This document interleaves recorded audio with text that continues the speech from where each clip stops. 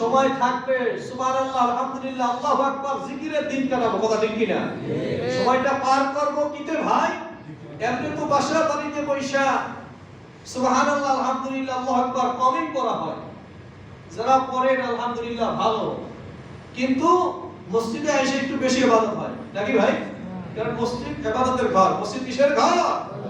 ওয়া আন্নাল মাসাজিদা লিল্লাহ, আল্লাহু আকবার।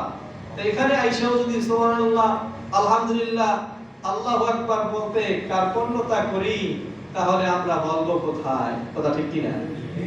হ্যাঁ, এখানে আমি বলতে দেরি করব সুবহানাল্লাহ পড়েন, আপনাদের পড়তে দেরি হবে না, কথা ঠিক কি না? বলতে দেরি হবে, পড়তে কি হবে না?